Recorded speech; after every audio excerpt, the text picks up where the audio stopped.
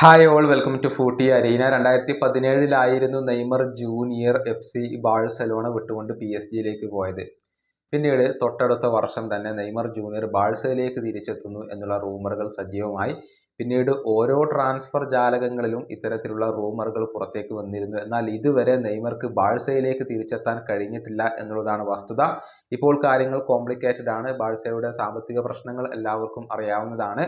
നിലവിൽ Neymar junior ഈ transfer മാർക്കറ്റിൽ അവൈലബിൾ ആണ്. സാന്റോസിലേക്ക് പോകാനുള്ള ശ്രമങ്ങളാണ് അദ്ദേഹം നടത്തിക്കൊണ്ടിരിക്കുന്നത്. ബാഴ്സയിലേക്ക് അദ്ദേഹം ഇപ്പോൾ തിരിച്ചെത്താൻ സാധ്യതയുണ്ടോ എന്ന് ബാഴ്സയുടെ സ്പോർട്ടിംഗ് ഡയറക്ടറായ ഡെക്കോയോട് ചോദിക്കപ്പെട്ടിരുന്നു. നിലവിൽ അദ്ദേഹം ബ്രസീലിലേക്ക് മടങ്ങാനാണ് സാധ്യത എന്ന് തന്നെയാണ് ബാഴ്സയുടെ സ്പോർട്ടിംഗ് ഡയറക്ടറും പറഞ്ഞിട്ടുള്ളത്. പക്ഷെ അദ്ദേഹത്തെ തിരികെ കൊണ്ടുവരിക എന്ന ആ ഒരു ഓപ്പറേഷൻ ഒരിക്കലും അവസാനിച്ചിട്ടില്ല, അതല്ലെങ്കിൽ അത് അവസാനിപ്പിച്ചിട്ടില്ല എന്ന് ഡെക്കോ ഇപ്പോൾ വ്യക്തമാക്കിയിട്ടുണ്ട്. അതായത് ഭാവിയിലും അദ്ദേഹത്തിന് വേണ്ടി ശ്രമിക്കുമെന്ന ഒരു സൂചനയാണ് അദ്ദേഹം നൽകിയിട്ടുള്ളത്. ഡെക്കോയുടെ വാക്കുകൾ ഇങ്ങനെയാണ്: ഫുട്ബോൾ ലോകത്തെ ഏറ്റവും മികച്ച താരങ്ങളിൽ ഒരാളാണ് നെയ്മർ ജൂനിയർ. ഇപ്പോഴും അങ്ങനെ തന്നെയാണ്, ഭാവിയിലും അത് അങ്ങനെ തന്നെയായിരിക്കും. ലോകത്തിലുള്ള ഏത് ക്ലബിലും അദ്ദേഹത്തിന് സ്ഥാനമുണ്ടായിരിക്കും.